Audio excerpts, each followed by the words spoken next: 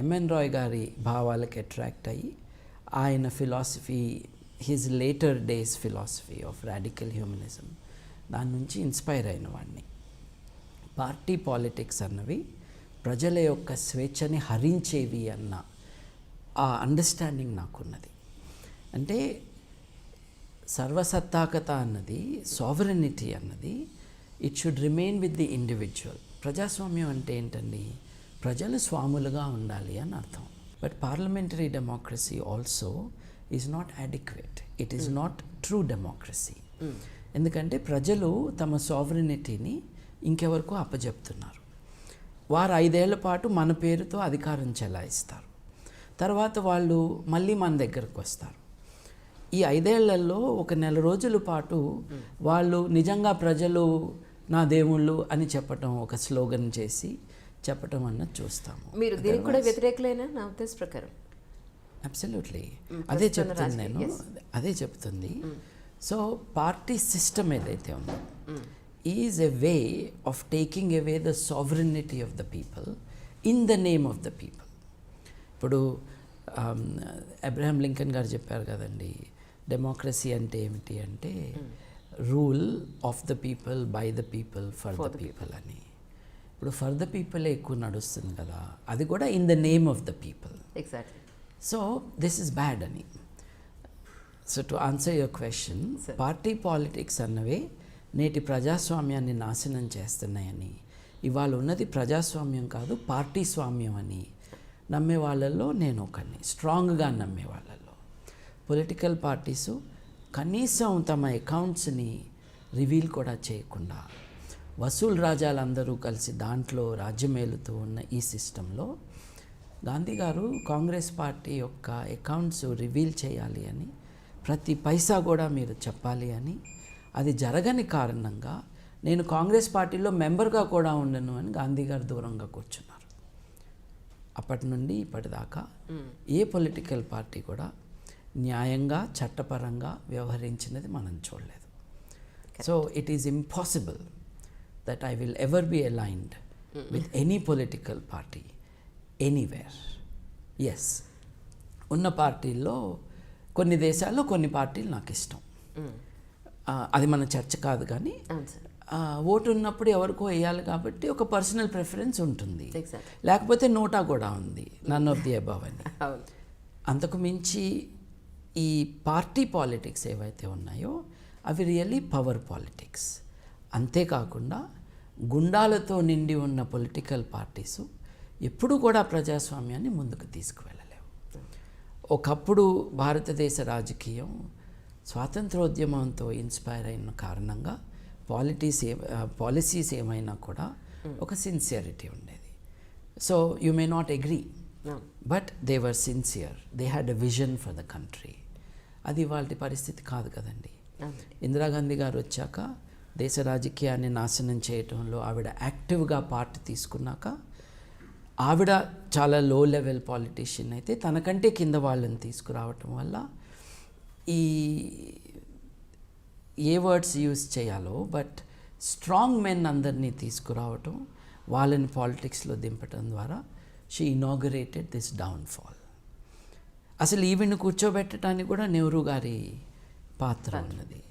So these have been bad developments. I am not party to such things at all. అంటే ఇప్పుడు అంటే సామాన్యుని ప్రజల మనసులో ఉండే డౌట్ మాత్రమే ఇది. అంటే వాళ్ళకి క్లారిటీ కోసం అని చెప్పిన క్లారిఫికేషన్ కోసం అని అడుగుతున్నాను. అంటే గోగినేని బాబు గారు ఇంత వెల్ ఎడ్యుకేటెడ్, యుఎస్లో కూడా చాలా మంచి పొజిషన్లో, చాలా ఆర్థికంగా చాలా స్ట్రాంగ్గా ఉన్న పర్సన్. యూకేలో యా. అయితే ఇక్కడికి భారతదేశానికి వచ్చిన తర్వాత, మన హైదరాబాద్కి వచ్చిన తర్వాత ఈ పనులు, ఇప్పుడు సమాజంలో ఎన్నో ఇష్యూస్ జరుగుతున్నాయి, అందరూ చూసి ఇలా జరుగుతోందా అని చెప్పని చూసి విని వెళ్ళిపోతున్నారు, లేకపోతే పేపర్లో చదివి.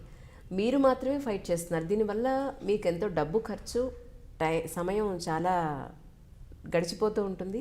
మీకు వచ్చేది ఏమిటి ఇందులో అనేది అడుగుతున్నారు. మీరు చాలా విషయాలు అన్నారు. వాటిల్లో నిజం కానిది ఏంటంటే ఆర్థికంగా నేను స్ట్రాంగ్ అని. I'm not. But what I have done, చాలామంది రిటైర్ అయినాక నేను సమాజానికి మంచి చేస్తాను అని అనుకుంటారు. అంటే అప్పటిదాకా ఏం చేసా?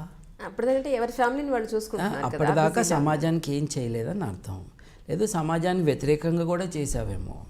అందుకని ఆ రిగ్రెట్స్తో రిటైర్ అయినాక ఇక పెన్షన్ డబ్బులు వస్తూ ఉండగా ఇంకెవరు ఉద్యోగం ఇవ్వరు కాబట్టి మనకి టైం చాలా ఉంది, మన టైంపాస్కి ఎవరూ లేరు, ఇంట్లో ఆడవాళ్ళేమో పో బయటకు పో బోరు కొట్టిస్తున్నామని పంపిస్తున్నప్పుడు ఇట్లాంటి వాటిల్లోకి దిగుతారు.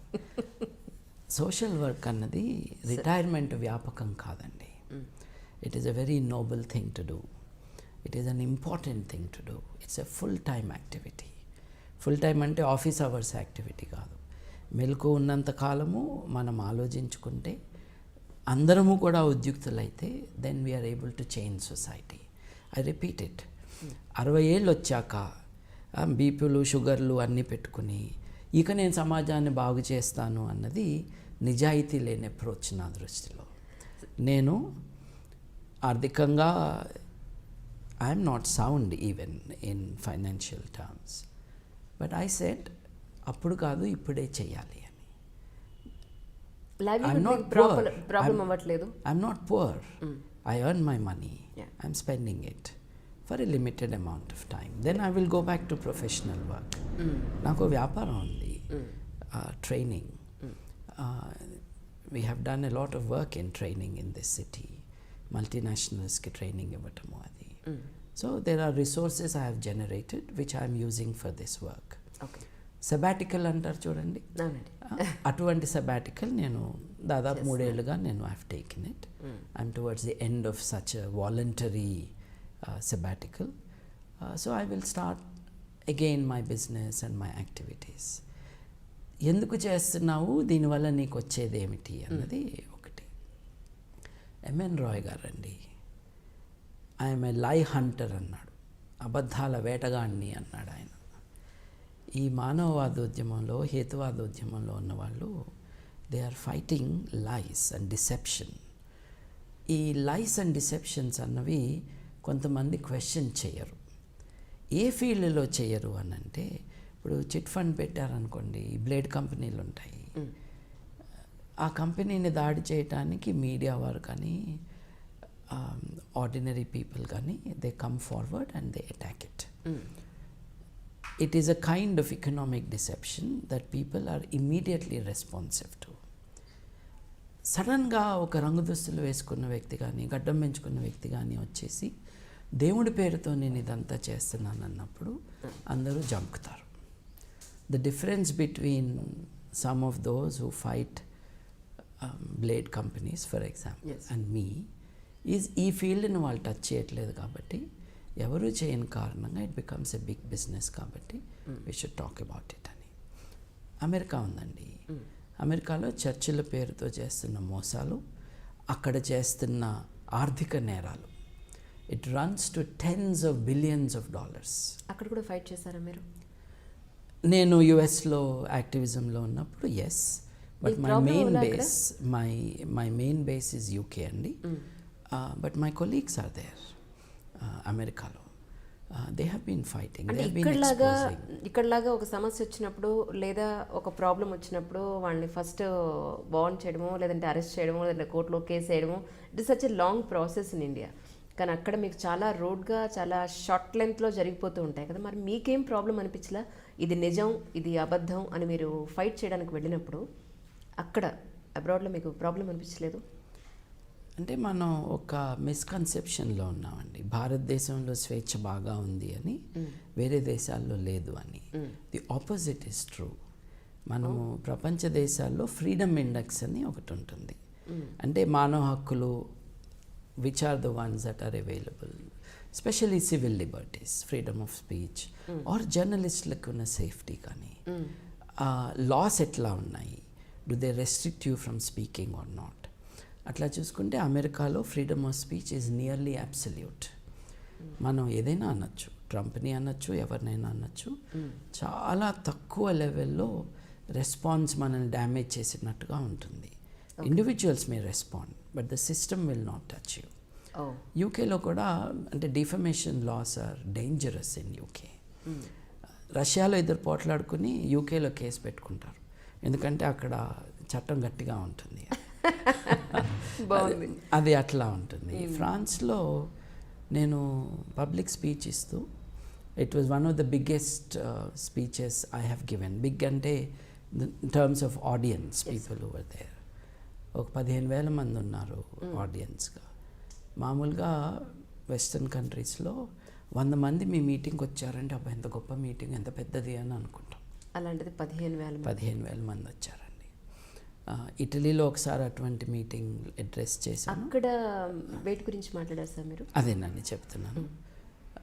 దేర్ ఐ అక్యూజ్డ్, నేను ఫారినర్ని, ఫ్రాన్స్లో పబ్లిక్ మీటింగ్లో I accuse the president of France for high treason. High treason అంటే దేశం యొక్క సమగ్రతకి వ్యతిరేకంగా పనిచేస్తున్న వాడేవి నువ్వు అని ఆ దేశాధ్యక్షుడిని, ప్లాస్ ద లా రిపబ్లిక్ అంటే ప్యారిస్లో సెంట్రల్ పార్ట్ ఆఫ్ ప్యారిస్, అంత పెద్ద మీటింగ్లో టీవీల వాళ్ళందరి ముందు నేను అన్నాను. నా మీద చర్యను తీసుకోలేదు. అంటే యాజ్ అన్ ఇండియన్ మీరు అక్కడికి వెళ్ళి వాళ్ళ దేశ కాలమాన పరిస్థితుల్ని పాయింట్అవుట్ చేస్తున్నప్పుడు కూడా మీకు ప్రాబ్లం రాలేదా అక్కడ? అవి లార్జ్లీ ఫ్రీ కంట్రీస్ అండి. Okay. And the point was not a personal attack. ఇప్పుడు ఫ్రాన్స్లో సెక్యులర్ వ్యవస్థ ఉంది. అక్కడ లైసితే అంటారు. లైక్ అంటే societies and governments, states should conduct there affairs without religion. అంటే వ్యక్తులకి మతం ఉండకూడదు అన్నది కాదండి పాయింట్. రాజ్యానికి అట్లాగే సమాజంలో సోషల్ మ్యాటర్స్లో మతం అన్నది ఉండకూడదు అని, దాన్ని వీకెండ్ చేయడానికి ప్రయత్నం చేస్తూ ఉన్నాడు ప్రెసిడెంట్ సార్కోజీ గారు. ఆయన అంటే నాకు పర్సనల్గా అసలు మంచి అభిప్రాయం లేదు. But what he has done is a very dangerous thing, or what he was attempting to do. So నేను I raise my voice in solidarity with my French colleagues. నేను ఇండియన్గానే వెళ్ళాను, but I'm also a leader of the international humanist movement. అది కెనడాలో జరిగినవి కానీ, ఫ్రాన్స్లో జరిగినవి కానీ, జర్మనీ కానీ, స్లోవాకియా కానీ, పాకిస్తాన్ అవ్వచ్చు, బంగ్లాదేశ్ అవ్వచ్చు, శ్రీలంక అవ్వచ్చు, ఏ దేశం అయితే ఏమైంది, మనం we're talking about the issues there.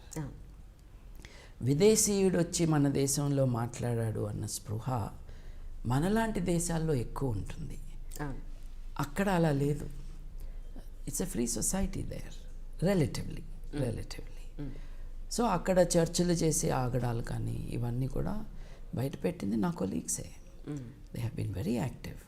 ఈ దొంగ పాస్టర్లు వీళ్ళు చేసే మోసాలు, హిడెన్ కెమెరాస్ పెట్టుకుని స్టింగ్ ఆపరేషన్స్ చేసి వాళ్ళని బయట పెట్టడము, this is a regular activity for the sceptic rationalist movement in the western society.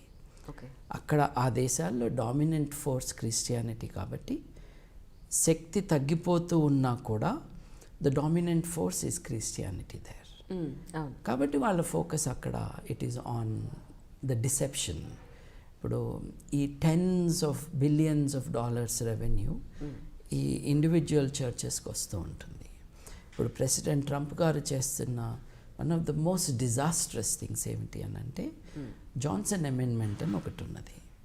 Johnson amendment ఏం చెప్తుంది అని అంటే a church or charitable organisation, religious charitable organisation తన రిసోర్సెస్ని పొలిటికల్ పార్టీ ఫైనాన్సింగ్కి కానీ సపోర్ట్కి కానీ వాడటానికి వీల్లేదు అని చెప్తుంది. Already tax free. అంటే ఎవరికి వాళ్ళు డబ్బులు ఇస్తే ఆ డబ్బులతో ఒక ఎంపైర్ బిల్డ్ అవుతుంది. వీళ్ళందరూ కలిసి ట్రంప్ గారికి డబ్బులు ఇవ్వటానికి చట్టం ఒప్పుకోదు. ఆ చట్టాన్ని మారుస్తున్నారు ట్రంప్ గారు. Which means American politics will be polluted by this immoral earnings of the church. So అటువంటి డేంజర్స్ ఉన్నాయి. అక్కడ ఫైట్ చేసేది, దీన్ని రెసిస్ట్ చేసే వాళ్ళందరూ కూడా they are my colleagues in the international movement. ఎప్పుడైనా రమ్మంటే సపోర్ట్కి మనం కూడా వెళ్తాము. ఫ్రాన్స్లో చేసినట్టుగా. కోర్స్ నేను ఇంగ్లాండ్లో బేస్ ఉన్నప్పుడు రైలు ఎక్కితే ఫ్రాన్స్కి వెళ్ళిపోవచ్చు. సో ఫ్రీక్వెంట్గా వెళ్ళి అక్కడ ప్రొటెస్ట్ కానీ అవి చేసేవాళ్ళం. When I'm based here it is not that easy to regularly interview. Sir అలాగే మధ్యలో ఏదో ఇష్యూలో మీ పాస్పోర్ట్ కూడా తీసేసుకున్నారు ఎయిర్పోర్ట్లో, చాలా ఇబ్బందులు పడ్డారని విన్నాను. Actually as a person passport లాగేసుకుంటే అసలు ఇట్ ఇస్ చాలా పెద్ద ప్రాబ్లం అది. ఎలా ఫేస్ చేశారు అసలు? ఎందులో అటువంటి సిచ్యువేషన్ వచ్చిందండి? ఇది ఆఫ్రికాలో అండి. అక్కడ కూడా వెళ్ళారు? ఎస్, ఆఫ్రికాలో మానవవాద ఉద్యమాన్ని డెవలప్ చేయడానికి నేను 3 దేశాలను ఎంచుకున్నాను. ఓకే. ఎంచుకోవడం అంటే ఏమీ లేదు, పొటెన్షియల్ ఏంటి, చట్టాలు మరీ డ్యామేజింగ్గా లేనివి ఎక్కడున్నాయి, ఆ కాంటెక్స్లో మనం సేఫ్గా ఒక ఉద్యమాన్ని బిల్డ్ చేయాలి. ఇప్పుడు నేను వెళ్ళిపోయి హ్యూమనిజము మన్ను మశానం అని చెప్పేసి తిరిగి వస్తాను అనుకోండి, ఒక 100 మంది అవును నేను చెప్పింది కరెక్టే అని ఆర్గనైజేషన్ పెట్టారు అనుకోండి, ఇదే సౌదీ అరేబియా అనుకోండి, నన్ను ప్రాణాలతో బయటకు వదిలితే వాళ్ళని మట్టుకు వదిలి చంపేస్తారు. సో అట్లాంటి దేశాల్లో చేయకూడదు, ఫూలిష్గా చేయకూడదు. సో నా ఎనాలిసిస్లో relatively safe, they are not good countries for humanism but relatively safe. అంటే చంపేరు, నేను మానవవాదిని అంటే చంపరు. సో యుగాండాలో మేము ఒక పెద్ద మీటింగ్ ఆర్గనైజ్ చేసాం. As executive director of the organization I'm responsible for it. So organization of humanism for Africa, humanist visions for Africa అని. Africa develop కావాలంటే ఏం చేయాలి, యూరోప్ ఎలా డెవలప్ అయిందో మిగతా దేశాలన్నీ కూడా ప్రోగ్రెస్ వైపుకి ఎలా వస్తున్నాయో అలాగే Africa can follow that. Uganda చాలా ఆర్థికంగా వెనకబడిపోయిన ప్రాంతం రిలేటివ్లీ అండి, but it's not dying of hunger. It is okay, broadly okay. So యుగాండాలో humanist visions for Africa, Africa నుంచి చాలా దేశాల నుండి they came to that. Tanzania నుంచి వచ్చారు, రువాండా నుంచి వచ్చారు. సక్సెస్ అయిందండి మీరు వెళ్ళిన? It was a grand success అండి. అయితే ఏమైందంటే end of the third day, second day of the conference, audience నుంచి ఎవరో క్వశ్చన్ అడిగారు. ఏమని అడిగారంటే సెక్షువల్ ఆటోనమీ గురించి మీ అభిప్రాయం ఏమిటి అని. I was not the speaker, I was not even the chairperson, ఆడియన్స్లో ఉన్నాను నేను, ఇంకెవరో కండక్ట్ చేస్తాను.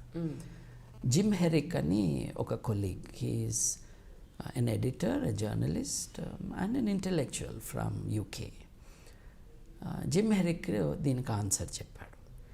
ఎవరు కూడా ఇంకొకరి సెక్షువల్ ఓరియంటేషన్ కారణంగా డిస్క్రిమినేట్ చేయడానికి వీల్లేదు అని. ఆ గ్రూపులో ఉన్న ఒక లేడీ అయితే హోమోసెక్షువాలిటీని మీరు సపోర్ట్ చేస్తారా అని అడిగింది. So typical question. హోమోసెక్షువాలిటీని మేము సపోర్ట్ చేయటం ఏంటి, హెట్రోసెక్షువాలిటీని మేము సపోర్ట్ చేయటం ఏంటి, మేము అపోజ్ చేయటం ఏంటి, కాదు, ఎవరి ఇష్టం వాళ్ళది అన్నదాన్ని సపోర్ట్ చేస్తాం. ఇప్పుడు కన్సెంటింగ్ అడల్ట్స్ మధ్య ఇది ఈ పర్టిక్యులర్ ఫార్మ్ ఆఫ్ సెక్స్కి మేము వీఆర్ ఫర్ అని అంటాం ఏంటి? చర్చ చెప్తుంది అట్లా, I'm for this form of sex behaviour, I'm against this form of sex behaviour అని. మానవవాదులు ఏం చెప్తారు, స్వేచ్ఛావాదులు ఏం చెప్తారు, మానవ హక్కుల ఉద్యమకారులు కానీ తాత్వికులు ఏం చెప్తారు, మీ ఇష్టం అంటారు. కానీ మీ ఇష్టం అన్న దాంట్లో మంచి చెడు అనేది కూడా మనం ఆలోచించాలి కదా సార్. ఇప్పుడు నా మంచి నా చెడు అన్నది ఎవరిది వారు ఆలోచించుకోవాలి. బయట నుంచి నీ బెడ్రూమ్లో నీ బిహేవియర్ ఇలా ఉండాలి అని చెప్పి ఎవరి మంచి వాళ్ళకి తెలిస్తే అవతల మనిషి గురించి ఆలోచించగలిగే ఇంగిత జ్ఞానం యువతల మనిషికి ఉంటే అసలు ఇన్ని సమస్యలు ఎందుకు వస్తాయి అంటే that is not related to this అండి. Okay, very simple. Homosexual orientation is a biological orientation. అది మీరు కోరుకున్నందుకు కాదు. ఎవరైనా హెట్రోసెక్షువల్గా పుట్టారు అని అంటే వాళ్ళు కోరుకున్నందుకు కాదు. కరెక్ట్. సిమిలర్లీ హోమోసెక్షువల్గా పుట్టినా కూడా అంతే. అది జబ్బు కాదు, అది జబ్బు కాదు. It's an orientation of sexuality.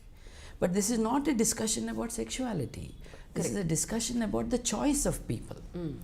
ఇప్పుడు this is my orientation but I'm not the only one, there are many others అని అనుకున్న వాళ్ళు వాళ్ళ మధ్య వాళ్ళు స్వేచ్ఛగా ఏదైనా చేసుకుంటే బయట వాళ్ళకి ఏంటి అబ్జెక్షన్ అన్నది ద బ్రాడ్ ఐడియా. సో ఈ ఐడియాస్ అన్నీ ఉన్నాయి జిమ్ హెరిక్ గారు ఆన్సర్లో. జిమ్ హెరిక్ గారు we are not supporting one or the other, it is for the freedom of the individuals that we stand అని ఆయన చెప్పారు. అది అయిన తర్వాత ఆ సెషన్ అయిపోయింది, అందరు చప్పట్లు కొట్టారు.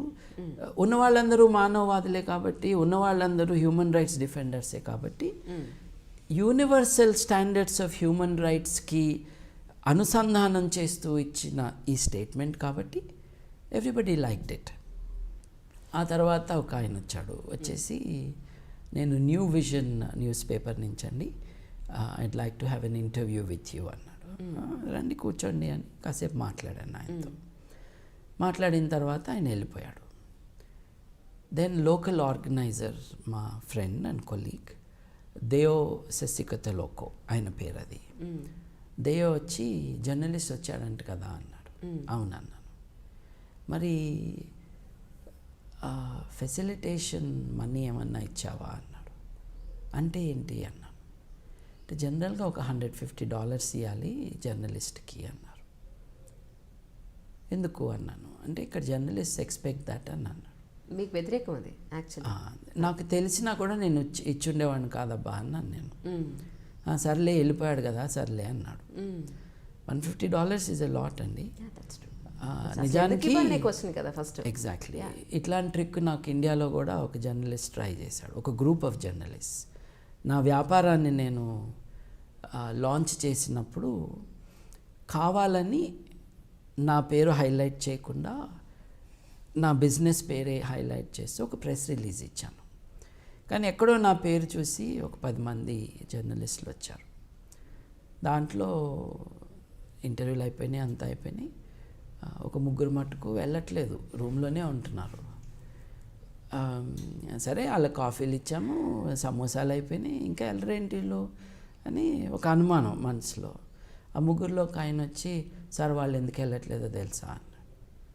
అంటే తెలియదు అన్నాను. They are expecting something sir అన్న.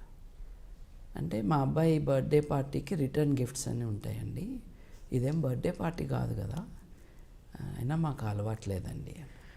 అట్లా ఎట్లా సార్ మరి, అట్లా ఎట్లా వచ్చింది అందుకే కదా వాళ్ళు అని. వాళ్ళ తరపు నేను మాట్లాడటమే కాదు, తన తరపును కూడా మాట్లాడుకుంటున్నాడు. ఓ పని చేద్దామండి, మీరు ఇంత కోరారు కదా, మా కోర్సులో చేరండి ఫ్రీ అన్నాను.